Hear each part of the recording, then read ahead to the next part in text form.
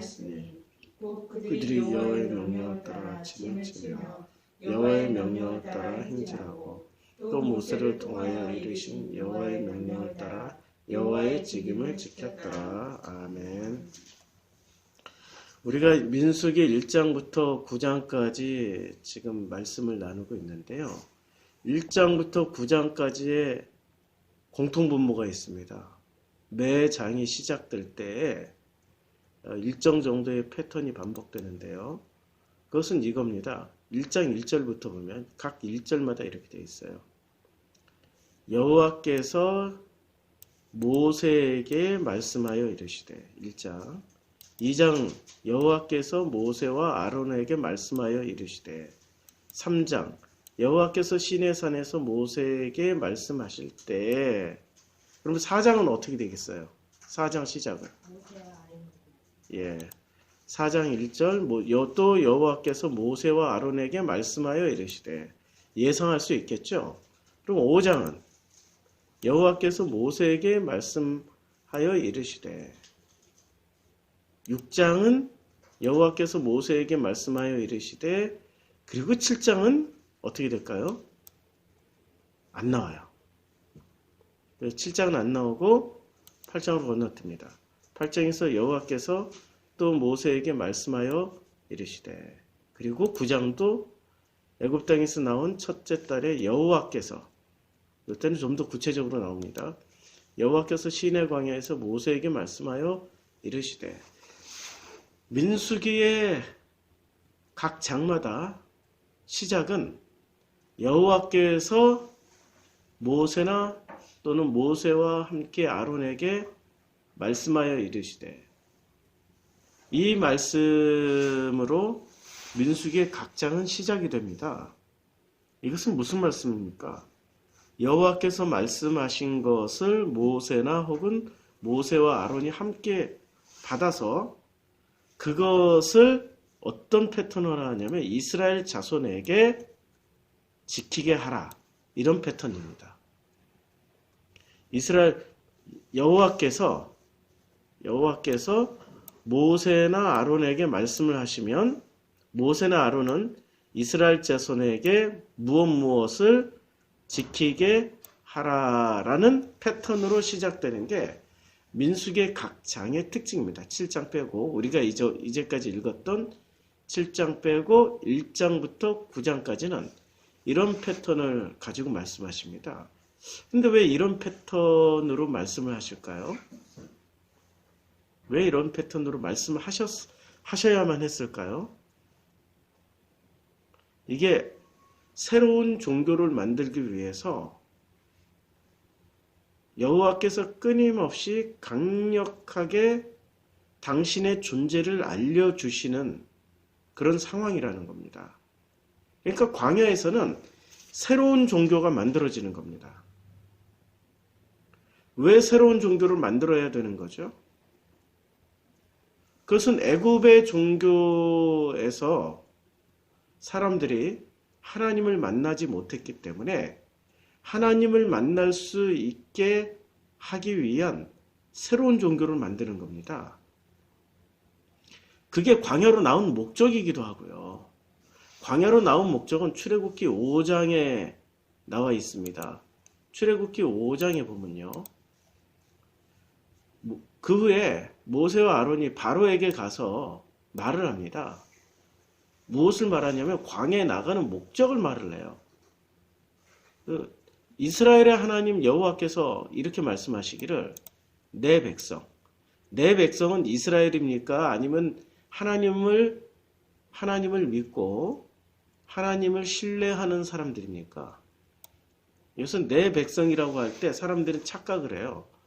성경을 관념적으로 읽을 때는 이스라엘 사람들이구나 라고 생각하는데 그렇지 않아요. 지금 광야로 나온 사람들은 뒤죽박죽 섞여 있는 겁니다. 가나안 사람이 섞여 있고 심지어는 아프리카 사람이 섞여 있어요. 아프리카 사람이 섞여 있는 건 민수기 12장에 보면은 구스 여인이 나옵니다. 모세가 구스 여자를 취하였더니 그리고 구스 여자를 취해요. 구스 여자는 어디 출신입니까? 에티오피아, 아프리카 출신입니다. 그러니까 아프리카 출신, 가나안 출신, 애굽 출신, 수메르 출신, 주변에 다양한 이방 민족들이 섞여서 광야로 나온 겁니다. 그러니까 5장 1절에 내 백성을 보내라 라고 할 때, 이때 내 백성은 이스라엘만 지칭하는 게 아닙니다. 그런데 모세와 아론이 바로에게 말을 할 때는 뭐라고 말을 하냐면 이스라엘의 하나님 여호와라고 그럽니다. 그렇죠? 우리는 여기에 속아 넘어가요. 하나님은 이스라엘의 하나님이에요. 그런데 이때 당시에 광야로 나가야 될 백성은 이스라엘 백성만 나가는 것이 아니라 다양한 종족이 섞인 히브리들이 나가는 겁니다. 그들이 내 백성이에요. 그럼 왜 이렇게 구분을 했을까요? 하나님이 히브리의 하나님이 아니라 순수한 아브라함과 이삭과 야곱에게 나타났던 그 하나님임을 강조하기 위해서 이스라엘의 하나님입니다. 만약에 아브라함의 정통성을 따라서 했더라면 이스라엘의 하나님이라고 할 때 해야 될까요? 히브리의 하나님이라고 해야 될까요? 히브리의 하나님이에요. 아브라함까지는 이스라엘이라는 단어가 존재하지 않았습니다. 이삭의 전통에 따랐으면은 히브리의 하나님이어야 될까요? 아니면 이스라엘의 하나님이어야 될까요? 히브리의 하나님이어야 되죠. 왜냐하면 아브라함, 이삭까지는 이스라엘이라는 단어가 존재하지 않았어요. 그런데 야곱의 전통에 따르면은 히브리의 하나님이라고 해야 될까요? 이스라엘의 하나님이라고 해야 될까요? 이스라엘의 하나님이라고 해야 되는 거죠. 왜냐하면 야곱부터 이스라엘이 시작된 거니까요. 야곱부터 왜 이스라엘이 시작됐을까요? 아브라함 일대, 이 사람들은 건너온 사람들입니다. 아브라함의 2대, 이삭까지. 아직 정착이 다 완전히 완료되지는 않았어요. 그래서 수시로 우물을 뺏겼습니다. 그래서 그들은 히브리였습니다. 그런데 3대째인 에서와 야곱 때는 에서는 완전히 정착했어요. 완전히 에서는. 그 지역에서 거의 그냥 굉장히 뛰어난 사람이 되어버렸습니다. 에서는. 그러니까 형 에서가 정착함으로 말미암아 야곱은 당연히 이제 히브리라는 이름을 벗어버리고 이스라엘이라는 이름을 새롭게 받게 되는 거죠. 그래서 이스라엘의 하나님 여호와께서라고 말씀하시면은 야곱만의 하나님이 아니라 아브라함, 이삭, 야곱의 하나님으로 그 이름이 픽스되는 겁니다. 고정되는 거예요. 그래서 내 백성을 보내라. 그러면 이제 5장 1절에 그러니까 그들이 누굽니까? 이스라엘 사람들만 지칭하는 게 아니에요. 히브리들입니다. 히브리들이 광야에서 내 앞에서 절기를 지킬 것이니라 라고 했어요. 그리고 5장 3절에 보면 우리가 여호와 하나님께 제사를 드리려 하오니 가도록 허락하소서라고 말씀하고 있습니다. 그럼 광야로 나가는 목적이 뭡니까? 절기를 지키고 제사를 드리기 위해서입니다. 그러니까 하나님께, 이스라엘의 하나님께, 그러니까 야곱의 하나님께, 그러니까 아브라함과 이삭과 야곱의 하나님께 예배를 드리고 절기를 지키기 위해서 지금 광야로 나오게 된 겁니다. 그러면은 애굽에 있었을 때 이스라엘의 하나님께 제사를 드린 겁니까? 아니면은 전혀 엉뚱한 신에게 예배를 드린 겁니까? 전혀 엉뚱한 신에게 드린 거예요. 이름은 동일한 이름이 있을 수 있어요. 우리 지금 개신교에서도 보세요. 우리 개신교라는 이름표를 달고 여호와의 증인이나 안식교나 아니면은 그 신천지나 아니면 안산홍 증인회나 같은 하나님 이름을 부르고 같은 예수 이름을 부르는데 같은 예수일까요? 같은 하나님일까요? 확실히 다르죠. 통일교하고 비교하면 더 확실하게 다르죠. 심지어는 어떤 근본주의 이 근뽕 문뽕들은 카톨릭도 이단이라고 그러는 형국에 확실히 다른 하나님이에요. 그럼에도 불구하고 사람들은 애굽에 있었을 때는 그걸 구분해내지 못했던 거예요. 비로소 언제 구분하기 시작합니까? 광야에 나왔을 때 구분이 시작되는 거예요. 광야에 나와서 새로운 시스템에 의해서 이스라엘의 하나님의 이름을 부르며 절기를 지키고 제사를 드렸을 때 비로소 그들이 야, 우리가 비로소 애굽에 있었을 때의 하나님과 다른 하나님을 섬기고 있구나라는 것을 깨달아가기 시작하는 겁니다. 그 깨달음을 위해서 민수기는 매 첫 장, 첫 구절마다 어떻게 시작해요?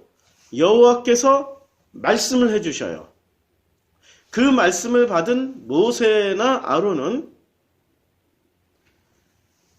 이렇게 하는 겁니다. 2절에 말씀을 하면은 이스라엘 자손에게 패턴이 이렇게 돼요. 이스라엘 자손에게 무엇을 지키게 하라. 이 패턴대로 그대로 순종하는 겁니다.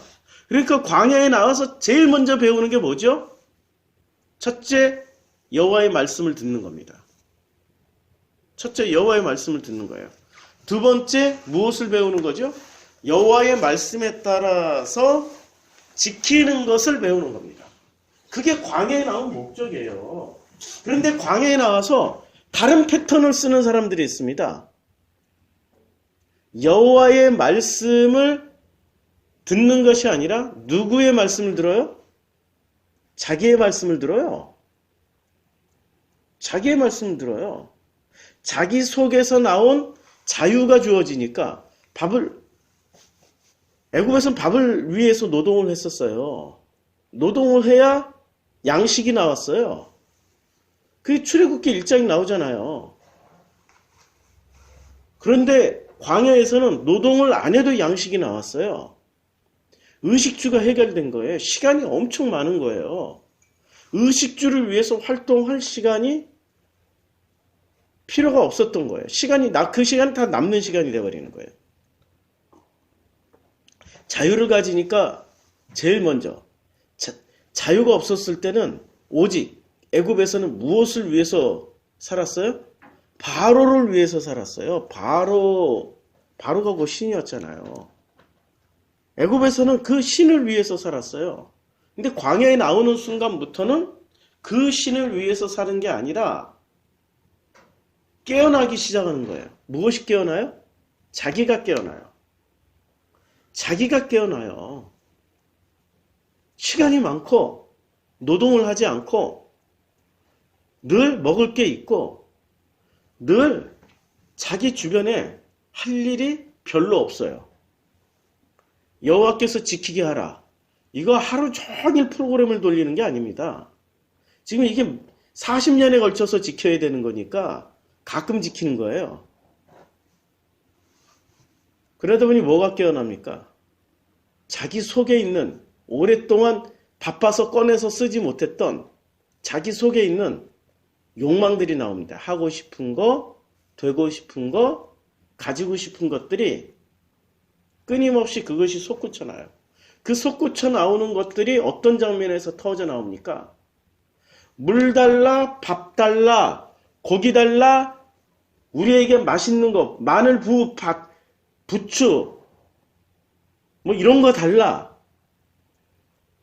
그리고 모세가 시내 산에 올라와서 40일 동안 있는 그 사이에 우리에게 신을 달라. 송아지로 우상을 만드는 거죠. 끊임없이 뭐려고 해요? 달라 하고 있어요. 이 사람들이 애굽에 있었을 때는 달라라고 하는 게 그렇게 풍부하지가 않았어요. 다양하지가 않았어요. 뭐만 달라고 그랬어요? 밥 달라고 그랬어요. 그런데 이들이 결국엔 또 이것을 잊어버려요. 우리가 값없이 애굽에 있었을 때는 값없이 고기도 먹고 그 양식도 먹었다라고 착각하기 시작하는 거예요. 자유가 주어지니까 자유의 순기능이 있고 자유의 역기능이 있어요. 자유의 순기능은 진짜 자기 자신이 깨어나서 이제부터 야, 나라는 존재는 하나님 없이는 살 수가 없구나. 나라는 존재는 하나님이 있어야 비로소 내가 나라는 존재의 참 의미를 깨달을 수 있겠구나 라고 깨달아가는 순기능이 있고, 역기능은 와, 드디어 내가 소중하구나. 야, 내가 전부구나. 그러니 이 땅에서는 하나님은 나를 광야에 내어놓는 것은 내가 마음껏 살으라고 하는 거구나. 그러면서 뭐가 나와요? 욕망이 튀어나와 버립니다. 자기 속에 감추었던 욕망이 튀어나와 버려요. 그래서 그 욕망을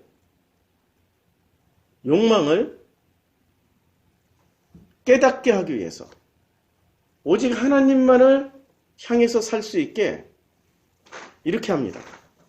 광야에 나온 지 9장 3절에 보면, 아니 9장 1절에 애굽 땅에서 나온 다음해니까 몇 년째예요? 1년. 애굽 땅에서 나오자마자 다음해니까 1년째. 그러니까 1년째는 지금 이게 민수기 1장의 시작은 어떻게 시작됩니까?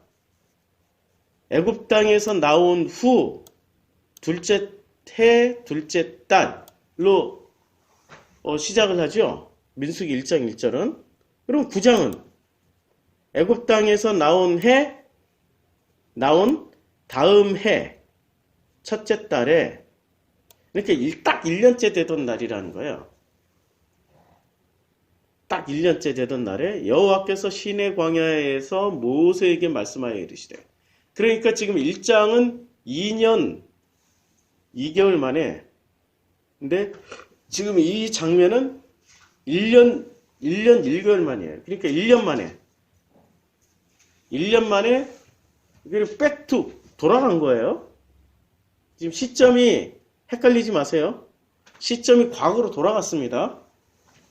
과거로 돌아가서 무엇을 하냐면 9장 2절에 유월절을 그 정한 기일에 지키게 하라.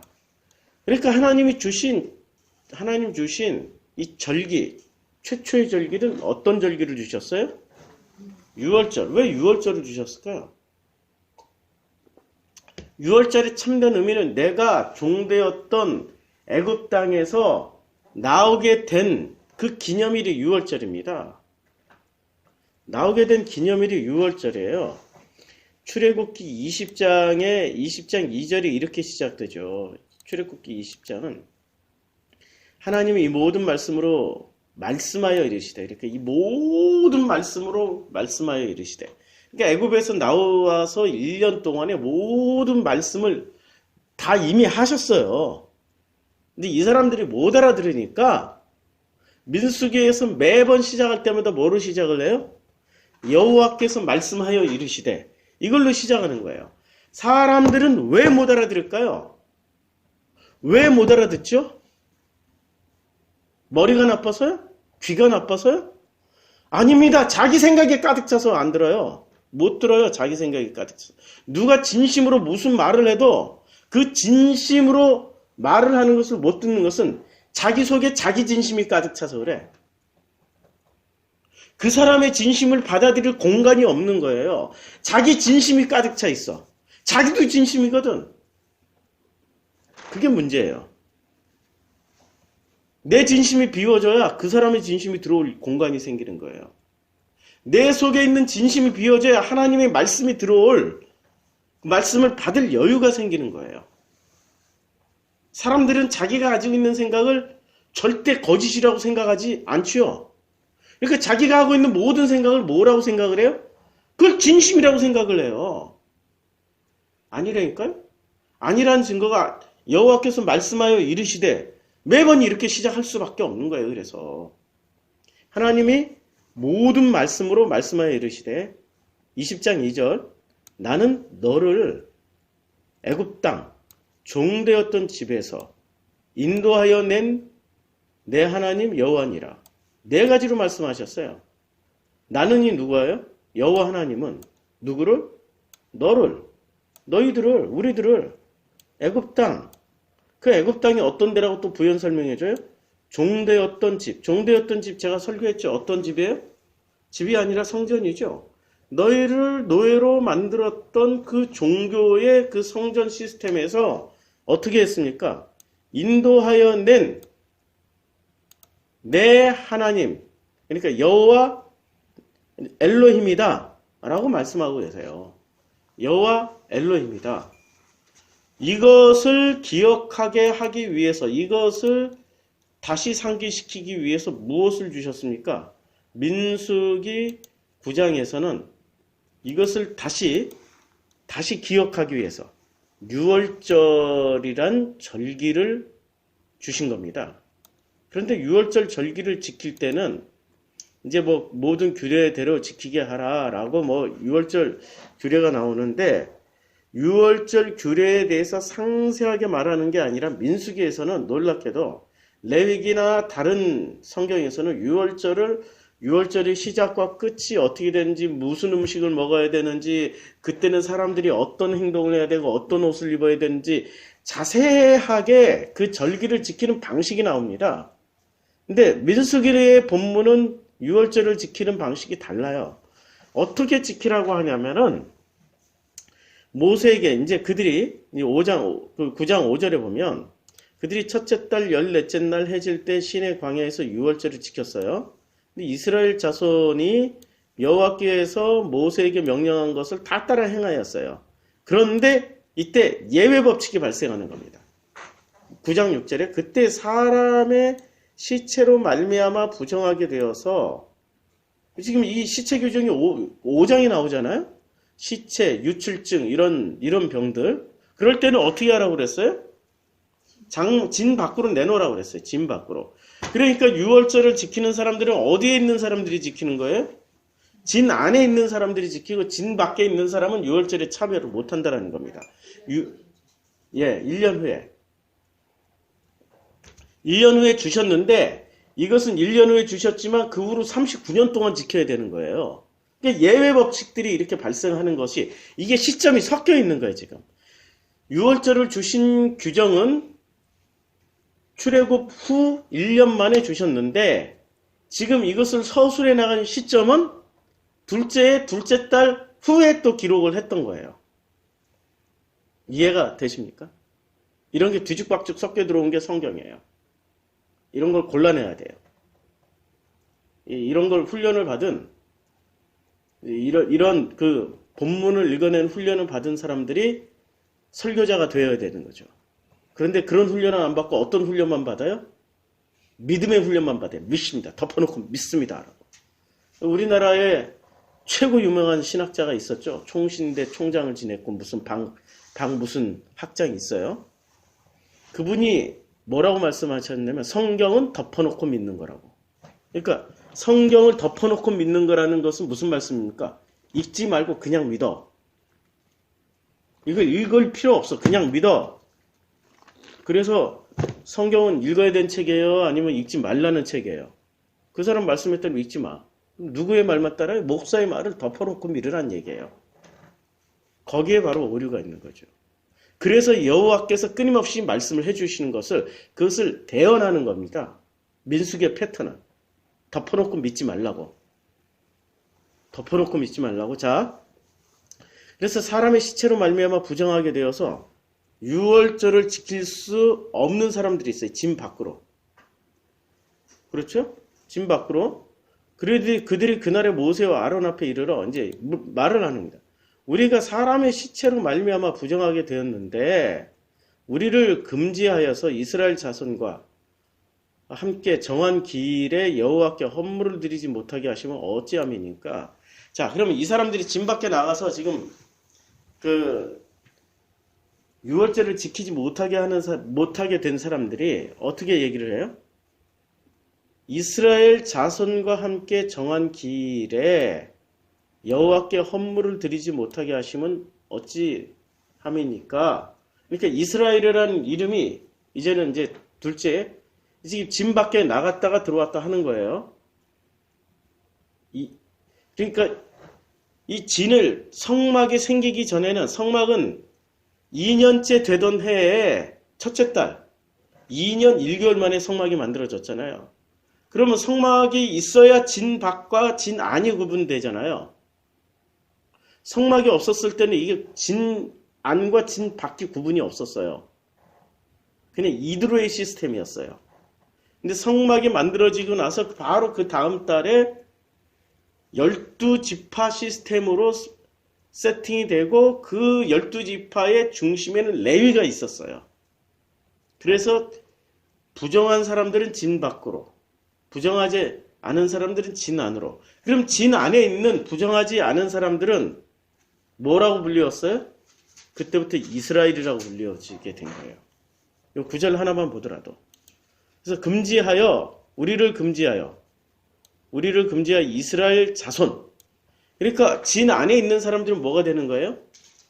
이스라엘 자손. 이제 구분이 되시죠? 이 장면이. 이제 모세가 이르되 기다리라. 이걸 모세가 바로 증문즉답을 해주는 겁니까? 모세가 기다려 하고 뭐를 해요? 여호와께 묻는 거예요.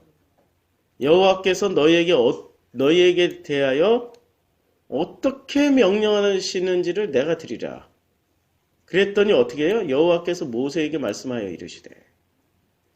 이 과정을 잘 보세요. 지금 모세가 바로 이스라엘 백성들에게 증문즉답으로 대답을 해주는 겁니까? 모세조차도 모르는 일이었어요. 처음 당하는 일입니다. 그러니까 어떻게 해주는 거예요? 무릎을 꿇고 하나님께 묻는 거예요.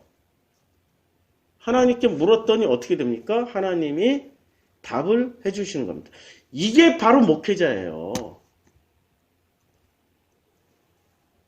목회자의 역할은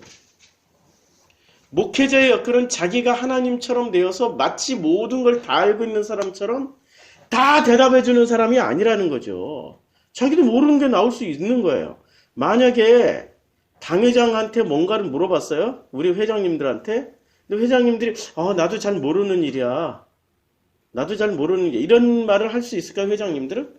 바로바로 나오는 거죠. 몰라도 아는 척 해야 되는 거죠. 모세는 모르는 거 모른다고 한 거예요. 이 장면이. 나도 잘 모르는데 여호와께 내가 물어볼게. 이게 쉬운 일이냐고요. 권위가 손상당하는데. 그런데 그 권위를 누가 세워주세요? 하나님께서 말씀을 주시니까 그 말씀을 받는 순간부터 권위가 생기는 거예요. 근데 어떻게 됩니까? 부정하게 되던 이제 여기서 여러 가지 규정이 나오는 거예요. 이스라엘 자손에게 말하여 이르라 너희나 너희 후손 중에 시체로 말미암아 부정하게 되든지 먼 여행 중에 있다 할지라도 다 여호와 앞에 마땅히 유월절을 지키래. 야, 이거는 굉장한, 이게 무슨 얘기입니까? 여행 중에 있다 할지라도 시체를 만졌다 할지 부정하게 되었다 할지라도 어떻게 하라는 거예요? 유월절은 참여하라는 거예요. 그러니까 유월절은 어떤 절기예요? 예, 너희 후손 중에 그러니까 다음 달 첫째 날에 그러니까 좌우지간 참여하라는 거 아니에요. 이거 무슨 얘기예요? 유월절이 그만큼 중요하다는 거예요. 왜 중요해요? 타락한 종교 시스템에서 여호와의 종교 시스템으로 건너가게 된 가장 큰 사건이 유월절을 통해서 건너가게 됐잖아요. 그러면 우리가 애굽 땅 종되었던 집에서 그 종살이를 했던 그 땅에서 나오게 된 그날 그 기념식을 하는 날이 유월절이기 때문에 그건 모든 사람들이 부정한 사람들이라도 참석 가능해. 이것만큼은 기억하라는 거예요. 너희들이 과거 종살이 했던 종교의 종살이 혹은 자기 감정의 종살이, 자기 죄의 종살이, 자기가 환경과 조건에 지배당했던 그 종살이를 그 모든 종살이에서 벗어나서 광야에 나와서 새로운 종교 시스템에서 새로운 하나님을 배우는 거예요, 지금. 그것의 첫 단추를 꿰는 게 유월절인데 그것은 반드시 지키게 하라. 뭐 자격구역 건너오면 다 그건 지키게 하라. 놀라운 겁니다.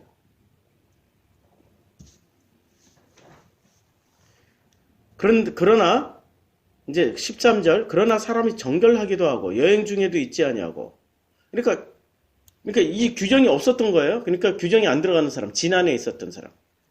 유월절을 지키지 아니하는 자, 그럼에도 불구하고 유월절을 지키지 않는 사람은 어떻게 해요? 그 백성 중에서 끊어버려야 됩니다. 이런 사람은 그 정한 기일에 여호와께 헌물을 드리지 아니었은즉 그의 죄를 담당하게 해야 돼요. 그러니까 이 말은 무슨 말이에요? 부정하지도 않은데 자기는 죄가 없다라고 생각하는 거야. 그러니까 어떻게 해요? 그 종살이 했던 애굽 땅에서 나온 것을 기억하지 않고 그것을 기념하지도 않고 그것에 대한 감사도 드리지 않는 사람은 어떻게 하라고요? 백성 중에 끊어버려요. 백성 중에서 끊었다라는 것은 히브리에서 끊으라는 얘기입니까? 이스라엘 민족 구성원에서 끊어버리라는 얘기입니까? 예, 끊어진다고. 그러니까 그 조직 바깥으로 그냥 끊어버리는, 내치라는 거예요. 12지파 내에서 그냥 쫓아버리라는 얘기입니다. 무서운 얘기예요. 이제 9장 14절까지 유월절 규정입니다. 만일 타국인이 너희 중에 거류하여 타국인이 이 사람은 이스라엘 사람도 아니고 이스라엘 편지에 안 들어간 거예요. 지금 민수기 편지에 안 들어간 거예요. 그런데 너희 중에 거류하게 돼요. 그런데 여호와 앞에 유월절을 지키고자 하면 어떻게 돼요? 유월절 율례대로 그 규례를 따라서 행할지니 거류민에게나 본토인에게나 그 율례는 동일할 것이니라. 그러니까 외국인이 그냥 이 광야에 놀러 왔어요. 그러니까 이 광야는 어떤 데입니까? 왔다 갔다 할 수 있는데 섞여 들어올 수도 있고 빠져나갈 수도 있는 거예요. 지금 12지파 진에서 유월절을 지키지 않아 그 12지파의 진 구성 밖으로 내쳐진 사람들은 거기서 어떻게 살 수 있어요? 그럼 또 가나안으로 가든지 다시 애굽으로 돌아가든지 아니면 구스로 가든지 뭐 그렇겠죠? 그러니까 또 흘러 들어오기도 하고 그런데 그 사람들도 흘러 들어온 사람들도 어떻게 하라고요? 유월절을 지키게 하라고. 그 율례는 동일할 것이라고. 왜? 광야에 나오면은 다 지켜야 되는 거니까. 예외 법칙 없이 다 지키란 얘기예요. 여기까지가 유월절 율례입니다. 이것을 보면은 유월절 율례는 누구나가 다 광야에 나왔으면 지켜야 돼요. 그럼 우리 프로시쿠마이 교회가 광야교회란 말입니다. 뭘 지켜야 돼요? 우리가 그 종교에서 나왔고 그 감정의 노예에서 해방이 되었고 우리가 그 상황과 조건의 노예에서 해방이 되었고 우리가 그 모든 인간관계의 종살이를 하다가 거기서 해방이 되어서 이제는 여호와께서 말씀하시는 것을 이제는 듣는 그 자리인 이 프로시쿠마이 교회로 나왔단 말입니다. 이러면은 유월절은 우리가 1년에 한 번 지키는 절기에 우리는 매일 지켜야 되는 거예요? 매 순간 지켜야 되는 거예요? 매 순간. 우리가 그 종되었던 종살이 애굽 땅에서 나온 것이 그렇게 감사하고 고마워서 매 순간 그것을 가지고 뭐를 해야 돼? 유월절 지키는데 유월절에는 반드시 뭐가 따라요? 본문에 나오죠. 헌물을 드려야 되는 거예요. 근데 그 헌물이 뭘까요? 물질일까요? 제사를 드릴 때 헌물이 금, 은, 부치 그런 거예요? 아니면 나 죽음의 상징 제물을 드리는 겁니까? 나 죽음의 상징을 계속 확인하라는 겁니다. 그게 헌물이에요. 자, 9장 16절. 이제 9장 16절부터는, 아니 9장 15절부터는 이제 유월절 규정에서 성막을 중심으로 해서 일어나고 있는 사건, 이것을 설명해 줍니다. 두 개로 나눠요. 9장은 9장 1절부터 14절까지, 15절부터 마지막 절까지, 1절부터 14절까지는 유월절 규정, 그 다음에 15절부터 마지막까지는 성막 규정입니다. 그런데 6월절의 핵심은 뭐라고요? 다른 레위기나 출애굽기하고 다르게요. 여기서는 예외 법칙 없이 다 참여하라고 말씀하고 계세요. 예외 법칙 없이. 자, 이제 성막을 세운 날에, 지금 이제 성막을 세운 날, 이게 지금 몇 년째 성막을 세운 날은? 둘째 해 첫째 달이에요. 성막을 세운 날에 이렇게 막 시점이 섞여 있는 거죠. 성막을 세운 날에 구름이 성막 곧 증거의 성막을 덮었고, 저녁이 되면 성막 위에 불 모양 같은 것이 나타나서 아침까지 이르렀으되, 이것은 지금 무슨 말씀을 하시는 겁니까? 낮에는 구름이 성막을 덮었고 밤에는 불이 성막을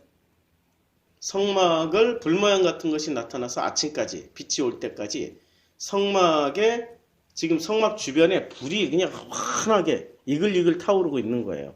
무엇을 말씀하시는 거죠? 하나님의 임재를 말씀하시는 거잖아요. 구름은 하나님의 임재.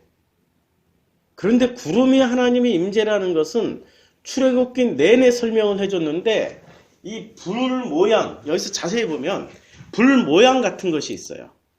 불 모양 같은 것이 나타나서 아침까지 이르러요. 그럼 불 모양도 하나님의 임재를 나타난단 말이에요. 근데 이 불 모양이 어디서, 신약성경 어디서 나타나죠? 신약성경 사도행전 2장 3절에 마치 불의 혀처럼 갈라지는 것들이 그들에게 보여 각 사람 위에 하나씩 임하여 있더니 그들이 다 성령 충만함을 받고 성령이 말하게 하심을 따라 다른 언어들로 말을 하게 돼요. 이 사건은 뭐 하는 거죠? 오순절 마가의 다락방에서 있었던 사건을 말씀하는데, 처음에 성령이 임재할 때, 성령이 오실 때 뭐로 오셔요? 소리로. 급하고 강한 바람 같은 소리로 오셨는데, 그 소리의 모양이 어떻게 돼요? 갈라진 불의 혀처럼 보이는 거예요. 지금 9장 15절 보면 저녁이 되면 성막 위에 불 모양 같은 것이 나타나서, 지금 무엇을 말씀하고 있는 거예요? 하나님의 임재, 성령의 임재를 지금 나타나는 거예요. 낮에는 뭐로 나타나요? 보일 수 있는 구름. 밤에는 더 잘 보이는 불 모양으로. 9장 16절 항상 그러했다는 거예요. 그러니까 이 성막이 만들어진 게 38년째 만들어졌어요. 38년째 항상 그랬어요. 항상 그러하면 낮에는 구름이 그것을 덮었고 밤이면 불 모양이 있었는데 항상 그랬어요. 그럼 가나안 땅 건너가서는 이 일이 있었습니까? 없었어요. 가나안 땅 건너가면 뭐가 끊어졌어요? 구름 기둥, 불 기둥이 사라졌어요. 그 다음에 만나와 메추라기가 끊어졌어요. 가나안 땅에는 왜 그랬을까요? 왜 그게 끊어졌을까요? 광야는 훈련 과정이에요. 가나안 땅에 들어가는 순간부터는 이미 무슨 일이 벌어집니까? 가나안 땅에 들어갈 때는 지금 광야에 만나와 메추라기를 보내주시고 낮에는 구름 기둥이요 밤에는 불 기둥으로 임재하시는 그것이 그것을 보고 있는 사람들이 신앙심이 더 좋은 신앙심들입니까? 아니면 만나와 메추라기가 끊어지고 구름 기둥과 불 기둥이 없는데도 가나안 땅에 들어가서 전쟁을 벌이는 사람들의 신앙심이 더 좋은 사람들입니까? 어느 게 더 신앙심이 좋은 사람들이죠? 후자 쪽이죠? 왜 후자 쪽이냐면 고린도전서 3장 16절에 보면 너희가 하나님의 성전인 것과 하나님의 성령이 누구 안에 계셔요? 너희 안에 계시는 것을 알아야 한다고 말씀하시는 거죠. 그러면 광야에서는 지금 그 사람들 안에 있어요? 밖에 있어요? 밖에 있죠. 근데 가나안 땅 들어가는 순간부터는 그 구름 기둥과 불 기둥이 안에 있어요? 밖에 있어요? 만나 메추라기가 안에 있어요? 밖에 있어요? 안에 있다는 거예요. 이 길에서 예수를 믿고 거듭난 사람들은 지금 어떤 상태가 된 거예요? 광야에 나와 있는 거예요? 가나안 땅에 이미 들어간 거예요? 뭐로 증명할 수 있죠? 우리 안에 구름 기둥과 불 기둥이 있는 거예요, 지금. 할렐루야. 지금 민수기를 보니까 신약 성경 다 보이죠? 놀랍죠? 자, 17절. 구름이 성막에 떠오를 때는 이스라엘 자손이 어떻게 행진하였고, 구름이 머무는 곳은 이스라엘 자손이 진을 쳤어요. 이때는 내 밖에 구름 기둥, 불 기둥이 있을 때는, 내 밖에 있을 때는 철저하게 뭘 하는 장면이에요? 훈련하는 장면이에요. 구름 기둥이 뜨면은, 구름 기둥이 이동하면 따라가고, 구름 기둥이 멈추면 멈춰야 되는 거예요. 철저하게 수동적이에요. 그런데 내 안에 구름 기둥, 불 기둥이 있을 때는 그때 비로소 자유로워지는 거예요. 내 안에 구름 기둥, 불 기둥도 없는데 나는 자유야! 막 이러고 만나 달라고 뭐 매출에 먹을 거 달라고 물 달라고 하나님 주시긴 주신데 그때는 주시긴 주신데 어떻게 하세요? 죽여버리세요. 그 고기가 이빨 사이에서 빠져나가기도 전에 죽여버리세요. 이 시점을 잘 기억하시라고요. 18절. 이스라엘 자손이 여호와의 명령을 따라 행진하였고 여호와의 명령을 따라 진을 쳤으며 머물렀다는 거예요. 구름이 성막 위에 머무는 동안에 그들이 진영에 머물렀는데 구름이 성막 위에 머무는 날이 오래일 때는 이스라엘 자손이 여호와의 명령을 지켜 행진을 하지 아니하였으며 혹은 구름이 성막 위에 머무는 날이 적을 때에도 그들이 다만 여호와의 명령에 따라 진영에 머물고 여호와의 명령에 따라 행진하였으며 이 장면이 뭐하는 장면이에요? 철저하게 훈련받는 장면이에요. 성막을 중심으로 해서 그 12지파의 군대들이 성막 주변에 에워싸고 그 바깥에 이스라엘 민족이 있는 이 진 훈련을 철저하게 일어서 하면 일어서고 앞으로 가면 앞으로 가고 머물러 그러면 머물르고 또 구름 기둥이 불 기둥이 저기서 움직이면 일어나 하면 일어나고 뭐 가 하면 가는데 이 날짜가 어떤 날짜의 패턴대로 움직였냐면은 이런 패턴으로 움직였어요. 22절 보면은 이틀이든 이틀 만에 움직여요. 아니 지금 몇백만 명이 이틀 만에 움직인다라는 게 이거 쉬운 일이 아닙니다. 무지하게 힘든 일입니다. 이거는 전문적으로 군사훈련 받은 군인들이나 움직일 수 있는 거예요. 그러니까 무슨 훈련을 시킨 거예요? 군사훈련 시킨 거예요. 그러니까 하나님의 용사가 되는 사람들은 이 훈련을 다 거치고 난 후에 이 훈련을 몇 년을 받아요? 예, 38년. 그리고 통틀어서 그냥 40년 퉁치잖아요? 40년을 받은 후에 비로소 그들이 밖에 있던 구름 기둥, 불 기둥이 밖에 있던 하나님이 내 안에 들어오는 순간부터 그때부터 뭐가 되는 거예요? 그때부터 전사가 돼서 가나안 땅에서 전쟁 치르는 겁니다. 이틀이든지 한 달이든지 1년이든지 그러니까 매우 짧은 단위로도 움직였고 1년이라는 연 단위로도 움직였다라는 거예요. 구름이 성막 위에 머물러 있는 동안에 이스라엘 자손이 진영에 머물고 행진하지 아니하다가 떠오르면 행진하였어요. 그래서 23절 곧 그들이 여호와의 명령을 따라 진을 치며 누구의 명령을 따라? 철저하게 진을 치고 진을 거두는 것은 전부 다 여호와의 명령입니다. 여호와의 명령을 따라 행진하고 또 모세를 통하여 이르신 여호와의 명령을 따라 여호와의 직임을 지켰더라. 그러니까 광야에서는 여호와의 명령, 음성을 잘 들을 수 있는 것입니까? 못 듣는 것입니까? 잘 들어요. 눈에 확실하게 보여. 구름 기둥, 불 기둥으로 확실하게 보여. 확실하게. 누구나가 다 알 수 있어. 누구나가 다 알 수 있는데 그 누구나가 알 수 있는 그 음성을 때에 따라서는 누구나가 못 듣는다는 거예요. 자기가 진리라고 생각하니까. 자기가 진심이라고 생각하는 사람들은. 저거 합리적으로 저거 잘못됐을 거야. 왜 저게 구름 기둥이 떴지? 저거는 이치에 맞지 않아. 오늘 이틀밖에 안 됐는데 우리가 지금 이렇게 전 백성이 지쳤는데 왜 이틀 만에? 그런 하나님은 아닌 것 같아. 내가 알고 있는 하나님은 우리를 편안하게 해주고 우리를 위해서 소처럼 모든 것을 다 제공해 주신 분인데 애굽의 습성이 남아 있어가지고 안 움직이는 사람도 있었어요. 그러니까 40년 동안 훈련하는 거죠.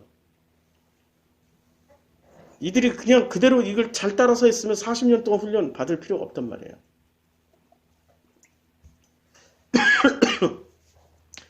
그래서 9장은 굉장히 중요한 것을 많이 말씀해 주십니다.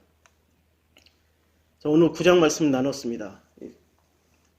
우리들에게도 9장의 패턴처럼 여호와께서 말씀하여 이르시되라는 패턴처럼 어느 순간 하다 보니까 7시에 시작해서 7시 50분에 설교가 끝나는 패턴이 되어버렸어요.